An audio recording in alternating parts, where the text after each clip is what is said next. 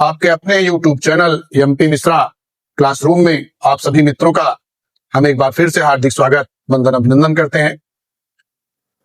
मित्रों, आप लोगों को संख्याओं के अंतर्गत हमने प्राकृतिक संख्याएं, पूर्ण संख्याएं, पूर्णांक, इन तमाम सम संख्याएं, विषम संख्याएं, अभाज्य संख्याएं, इन सब पे आपसे हमने बात किया।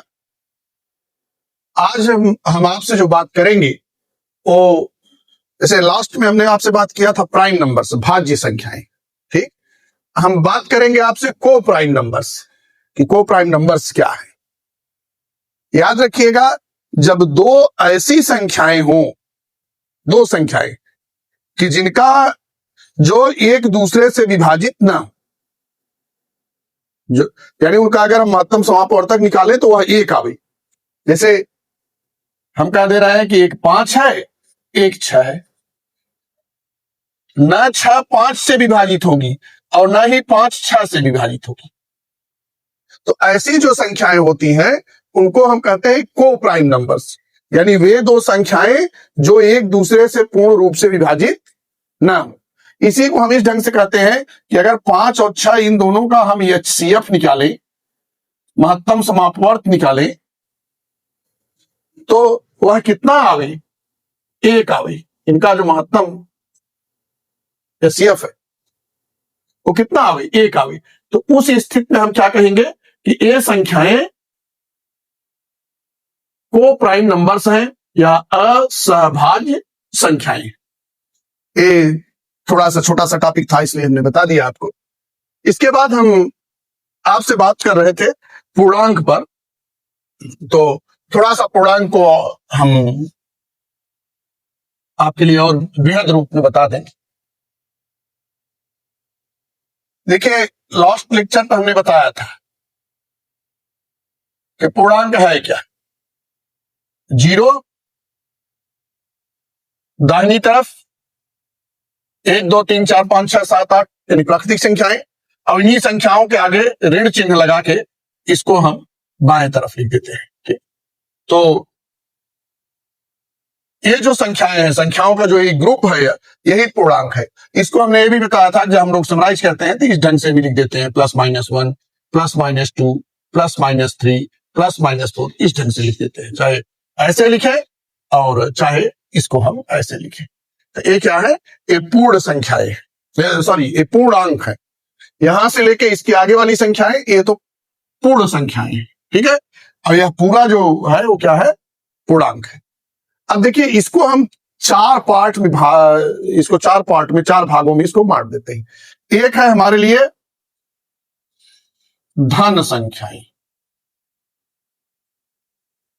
जो धन संख्याएं हैं वही प्राकृतिक संख्याएं हैं, जिनको हम कहते हैं धनात्मक संख्याएं। धन संख्याएं या धनात्मक संख्याएं, जो भी आप कह लें, इसको हम यहां लिख दे रहे हैं धनात्मक संख्याएं, पॉजिटिव नंबर्स। तो ये क्या है? जो प्राकृतिक संख्याएं हैं उन्हीं को हम धनात्मक संख्याएं या धन संख्याएं बोलते हैं, ठीक है। ये जो नेचुरल नंबर्स हैं, प्राकृतिक संख्याएं जो हैं, इन्हीं की हम बात कर रहे हैं। दूसरा है ऋणात्मक संख्याएं, निगेटिव नंबर्स।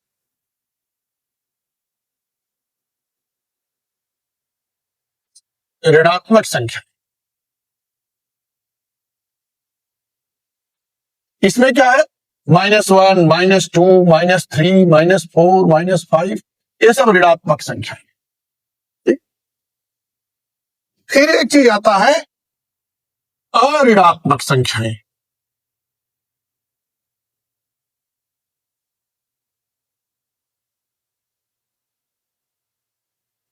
अऋणात्मक संख्याएं का मतलब ये नहीं होता है कि धन संख्याएं, ये ध्यान दीजिएगा। अऋणात्मक संख्याओं का मतलब ये नहीं है कि धन संख्याएं हैं, बल्कि उन धन संख्याओं में 0 जुड़ गया है। 0, क्योंकि 0 क्या है? 0 न तो धन है न तो ऋण है, 0 न तो निगेटिव नंबर है न तो पॉजिटिव नंबर है। इसलिए जब हम कहते हैं कि नॉन निगेटिव नंबर्स, इसको इंग्लिश बोलते हैं नॉन निगेटिव नंबर्स। तो चूंकि 0 क्या है? 0 भी नॉन निगेटिव है, इसलिए 0 इस पॉजिटिव नंबर्स में जुड़ जाता है। तो 0 1 2 3 4, यानी पॉजिटिव नंबर आपके पास है, नेचुरल नंबर, प्राकृतिक संख्याएं। जो प्राकृतिक संख्याएं हैं वही पॉजिटिव नंबर्स हैं।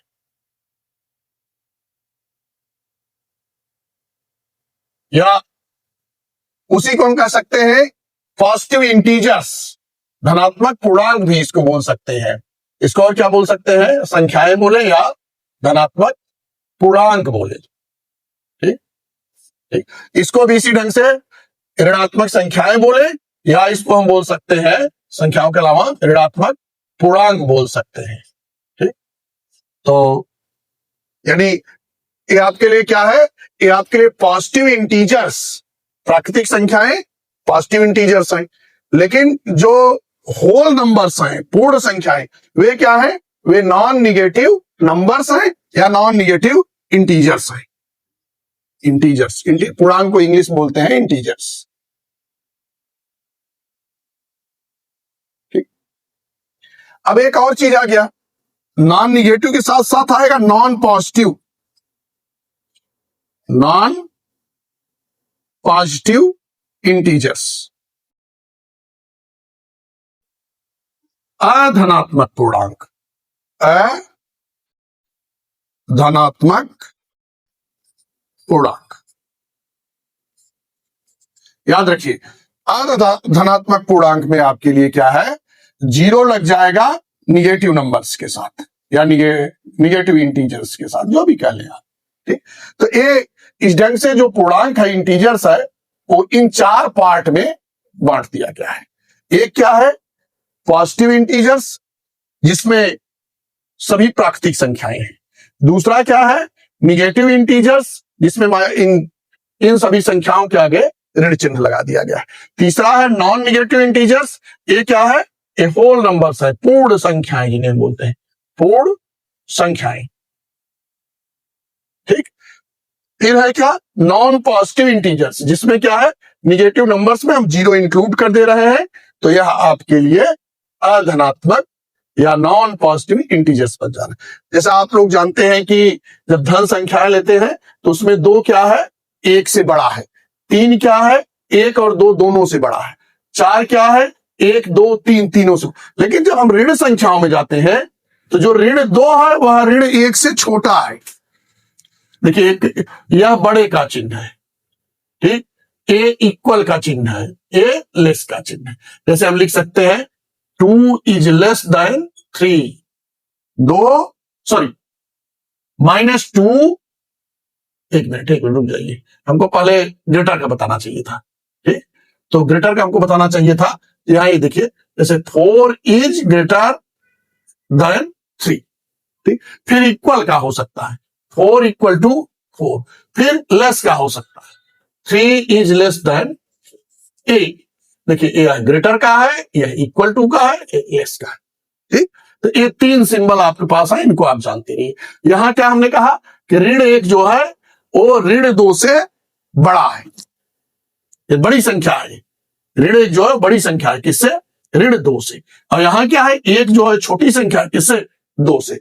तो धन और ऋण में मुख्य रूप से ये अंतर होता है कि जब धन संख्याएं होती हैं तो हम आगे बढ़ते हैं तो उसकी वैल्यू बढ़ती जाती है, और जब जो ऋण संख्याएं होती हैं उनकी वैल्यू जो है घटती जाती है। आप स्थानीय मान पढ़े होंगे, वहीं एक और चीज आता है अंकित मान या वास्तविक मान। तो वास्तविक मान में किसी संख्या, जैसे 2 की वैल्यू 2 ही होती है, वो कभी चेंज नहीं होती है। ठीक, तो ये आपके लिए पूर्णांक के विषय था। देखिए, इसके बाद है भाज्य संख्याएं।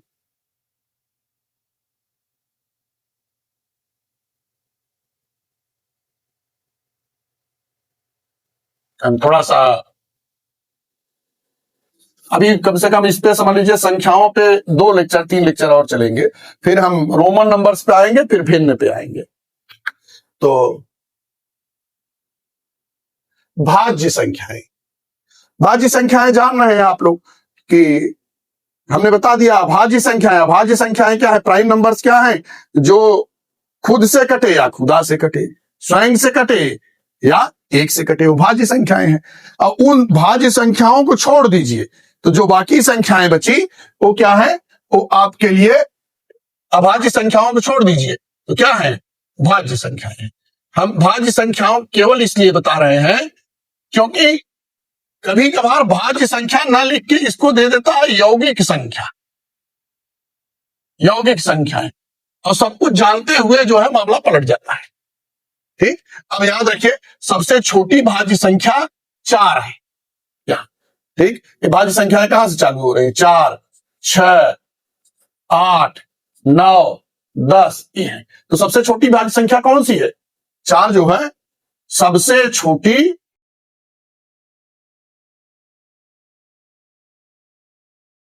भाज्य या यौगिक संख्या है। क्या? सबसे छोटी भाज्य या यौगिक संख्या है, ये ध्यान रखिए। ठीक, आप जान रहे हैं कि 2 सबसे छोटी अभाज्य संख्या है, 3 आपके लिए विषम संख्या है, 1 आपके लिए यूनिक नंबर है। तो ये आपके लिए 4, शून्य क्या है? शून्य सबसे छोटी पूर्ण संख्या है। तो ये 4 आपके लिए क्या है? सबसे छोटी यौगिक संख्या है। ठीक, ये चीज आप जानते रहिए। तो यानी अभाज्य संख्याओं को छोड़ के जितनी प्राकृतिक संख्याएं हम जानते हैं वो सभी की सभी क्या है? वे सभी भाज्य संख्याएं कहलाती है। ठीक, अब अगला टॉपिक आपके लिए है परिमेय संख्याएं और अपरिमेय संख्याएं। यहां से एक क्वेश्चन आता है, अक्सर एक क्वेश्चन आता है यहां से, परिमेय संख्याएं और अपरिमेय संख्याएं से। परिमेय रेशनल नंबर, ठीक है, परिमेय संख्याएं जिसे हम क्या बोलते हैं? Rational number.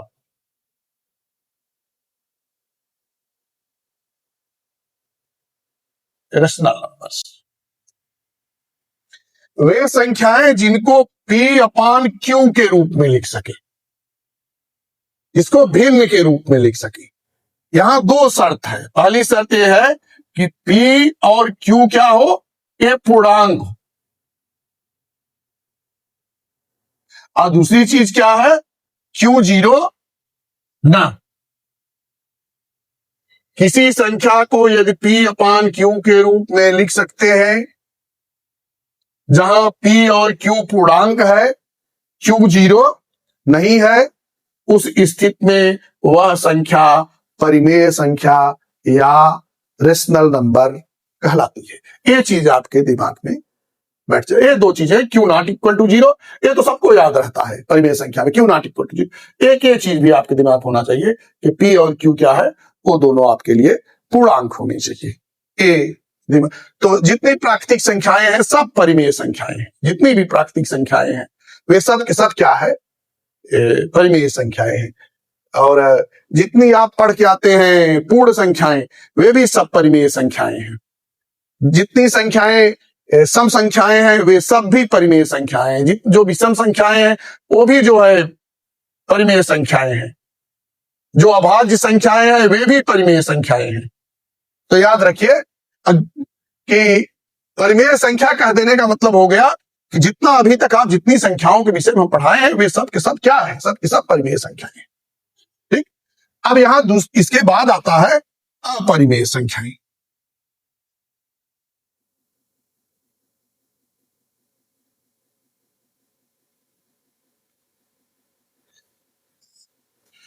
जो परिमेय नहीं है वही अपरिमेय है। ठीक है, जो परिमेय नहीं है वह संख्या जो परिमेय नहीं है वही क्या है? वही अपरिमेय है। ठीक, तो सब जितनी बताएं संख्याएं वे सभी परिमेय हो गई। तो अब अपरिमेय कौन बचा? याद रखिए, अपरिमेय में जैसे √2 हुआ, √3 हुआ, √5 हुआ, इसका हम वर्गमूल निकालेंगे तो एग्जैक्ट नहीं निकल पाता है, वो डेसिमल में निकलता है, वो भी कई दशमलव के बाद कई स्थानों तक जाता है, अभी एक्यूरेट नहीं निकलता है। तो ये सभी क्या है? अपरिमेय संख्या। यहां जो प्रश्न पूछा गया है प्राथमिक के टेट में, कम से कम हमको लगता है कि 4-5 बार पूछा गया, 4 बार 5 बार, भिन्न भिन्न राज्यों में ले लें तो वो यह है कि पाई क्या है? इसको कहते हैं पाई। इसका नाम क्या है? पाई। पाई परिमेय संख्या है कि अपरिमेय संख्या है? पाई जो है, अच्छा पाई की वैल्यू भी आप जानते हैं 22/7। 8 तक गणित लगभग सब लोग पढ़े होंगे, तो कक्षा 7 में ही आ जाता है कि पाई की वैल्यू कितनी है, वो 22/7। यहां याद रखिए, यह जो पाई है यह अपरिमेय संख्या है। क्या है? अपरिमेय।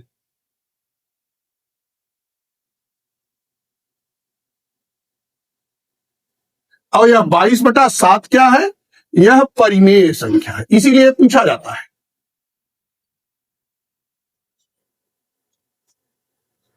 इसीलिए इसको पूछते हैं। पाई यह क्या है? यह अपरिमेय है। ध्यान दीजिएगा, पाई अपरिमेय है। और पाई किसके बराबर है? 22/7 के। लेकिन 22/7 क्या है? वह परिमेय संख्या है, क्योंकि वो परिमेय के कंडीशन को होल्ड कर रहा है। उसको हम पी अपान क्यू के रूप में लिख लिए हैं, जहां क्यू 0 नहीं है और पी और क्यू दोनों पूर्णांक हैं। इसलिए 22/7 तो परिमेय संख्या हो गई। लेकिन आपके लिए जो पाई है वह अपरिमेय संख्या है। ये बहुत पूछाता है कि पाई कैसी संख्या है, परिमेय, अपरिमेय, इस टाइप से कई ऑप्शन आपको देते हैं। तो हाँ, आप आंख मूंद के लगाइएगा टीके की पाई क्या है? यह एक अपरिमेय संख्या है। कई बार पूछा गया, मैं फिर से एक बार कह रहा हूं कि इसको आप दिमाग से में रख लीजिए, सुन लीजिए कि पाई कौन सी संख्या है? पाई एक अपरिमेय संख्या है। इसके अलावा जो √2 है, √3 है, याद रखिए √4 नहीं, √4 नहीं है अपरिमेय, √2 है, √3 है, √5 है। यानी जो अभाज्य संख्याएं हैं उनका जब हम रूट लेते हैं तो क्या है? वो आपके लिए अपरिमेय संख्या। एक और संख्याओं के विषय में एक और बता दें, एक और चीज है, वास्तविक संख्याएं।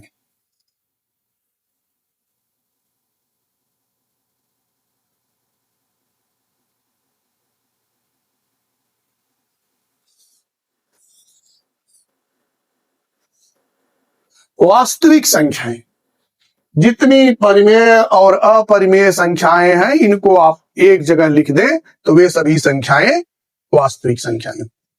यानी कहने का मतलब है कि प्राकृतिक संख्याएं, पूर्ण संख्याएं, भिन्न, पूर्णांक, सम संख्या, विषम संख्या, अभाज्य संख्या, जितना अभी तक पढ़े हैं वे सब के सभी क्या है? वे सब के सभी वास्तविक संख्याएं। एक्चुअली संख्याएं 3 प्रकार की होती हैं अभी तक जो हम लोग यहां पढ़ते हैं। वो वास्तविक संख्याएं, काल्पनिक संख्याएं, और एक होता है कॉम्प्लेक्स नंबर। यौगिक उसको, यानी उसमें आधा पोर्शन वास्तविक रहेगा और आधा आपके लिए काल्पनिक रहेगा। तो हम एक चार्ट बना देते हैं, उससे आप जान जाएंगे कि संख्याओं का विभाजन किस ढंग से हुआ है। एक चार्ट हम यहां बता दे रहे हैं। और अभी तो बहुत सी चीजें संख्याओं में है, लेकिन एक बेसिक रूप से जितनी संख्याएं आप जानते हैं, जानना चाहिए आपको, वो एक बार आप जान चुके हैं। फिर भी थोड़ा सा हम संख्याओं का विभाजन आपको एक चार्ट बना दे रहे हैं, उससे आपको आसानी हो जाएगी समझने में। देखिए, सबसे ऊपर लिख दीजिए संख्याएं। ठीक, अब ये संख्याएं 3 भाग में बटी हैं। ठीक,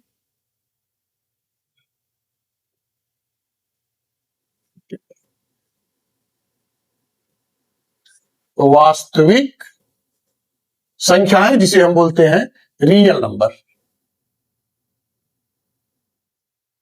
ठीक, यह कॉम्प्लेक्स नंबर्स, इस पे आप आगे चल के पढ़ेंगे। ठीक, यह है आपके लिए काल्पनिक संख्याएं, इमेजिनरी नंबर्स।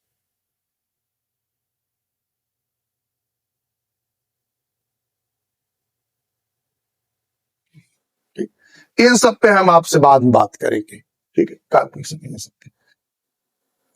देखिए, ये वास्तविक संख्याएं जो है 2 पार्ट में बटी।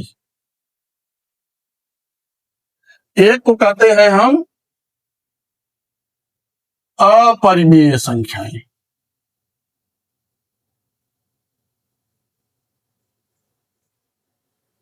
और यह आपके लिए है परिमेय संख्याएं।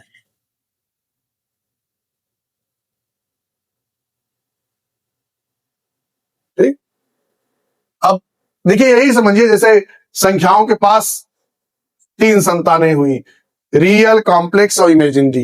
इन दोनों का वंशानुक्रम आगे नहीं लिखा जा रहा है। और वास्तविक संख्याएं कितनी हुई? 2 हुई, एक परिमेय एक अपरिमेय। फिर परिमेय 2 पार्ट में बटा, एक पूर्णांक और दूसरा भिन्न। ठीक, जब भिन्न पढ़ाएंगे उस समय हम भिन्न के विषय में बताएंगे कि भिन्न कितने प्रकार के होते हैं और उनके विषय में क्या क्या है। अगला टॉपिक हम रोमन पढ़ाएंगे, रोमन के बाद भिन्न पढ़ाएंगे। तो पूर्णांक में आप जानते हैं, हमने बताया कि 0 +-1 +-2 +-3 ये पूर्णांक है। ठीक, अब ये जो पूर्णांक है हमने बताया ना कि 4 पार्ट में बटा।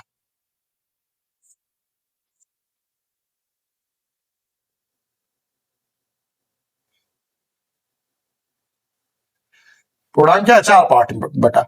एक पॉजिटिव इंटीजर्स, धनात्मक पूर्णांक। ठीक, दूसरा निगेटिव इंटीजर्स, ऋणात्मक पूर्णांक। ठीक, फिर नॉन पॉजिटिव और उसके बाद नॉन निगेटिव। ये आपको बता दिए हैं, ये सब बता दिए हैं। ठीक है, कि पॉजिटिव में क्या है 1 2 3 ये सब पॉजिटिव है और निगेटिव में -1 -2 -3 ये निगेटिव में है। ठीक है, और नॉन पॉजिटिव में आपको बताया है 0 -1 -2 ये सब है और नॉन निगेटिव में 0 1 2 3 4 ये सब है। इसको नॉन निगेटिव को ही हम कहते हैं पूर्ण संख्याएं और इसको पॉजिटिव को इसको बोलते हैं हम प्राकृतिक संख्याएं। अब याद रखिए ये जो है ये कई पार्ट में यहां से संख्याएं टूटी हैं। ठीक है, यहीं से आपके लिए कह सकते हैं सम संख्याएं, विषम संख्याएं,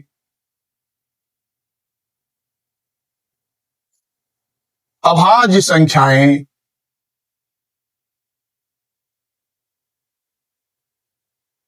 ये सब क्या है? एक ढंग से संख्या जो नंबर सिस्टम है वो किस ढंग से डिवाइड हुआ है वो आपको हम बता दिए कि संख्याएं 3 प्रकार की हुई, वास्तविक, कॉम्प्लेक्स और काल्पनिक। फिर वास्तविक 2 हुई, परिमेय, अपरिमेय। ठीक, यानी जितनी संख्याओं का हम अध्ययन करते हैं वो सब की सब वास्तविक संख्याएं हैं यहाँ पे। फिर क्या है परिमेय अपरिमेय में हमने एक चीज बताया कि परिमेय में याद रखिएगा पाई, यही पूछाता है बार बार, पाई अपरिमेय संख्या। ठीक, परिमेय संख्या जो है 2 पार्ट में टूटा, एक भिन्न एक आपके लिए पूर्णांक। फिर पूर्णांक 4 भाग में टूटा, positive, negative, non positive, non negative. ठीक, तो हम कहते हैं कि पॉजिटिव इंटीजर्स ही क्या है, वो आपके लिए नेचुरल नंबर्स है और नॉन निगेटिव इंटीजर्स क्या है, ये आपके लिए होल नंबर्स है। बाकी 2 के विषय में आप जान ही रहे। ठीक, अब यहां से हमने बताया कि पॉजिटिव इंटीजर्स आपके लिए इवन नंबर्स, ऑड नंबर्स और प्राइम नंबर्स में टूटे। ये आपके लिए एक समरी रहा संख्या पद्धति। इनके लिए कुछ नियम भी हैं जिसके विषय में हम अगले लेक्चर पे आपसे बात करेंगे। वहां आपको बताएंगे कि साहचर्य का नियम है, संबरक का नियम है, वितरण नियम है, ये सब जो है यानी कॉम्यूटेटिव लॉ है, एसोसिएटिव लॉ है और क्लोजर लॉ है, डिस्ट्रीब्यूटिव लॉ है। इन सब पे हम आगे आपसे अगले लेक्चर पे बात करेंगे जो आपके लिए कल आएगा। ये लेक्चर जो आपके लिए आज हम बताए हैं इसको आप खुद देखें, अपने मित्रों को भी बताएं। इस YouTube चैनल को आप सब्सक्राइब करें, वीडियोस देखें, लाइक करें। धन्यवाद।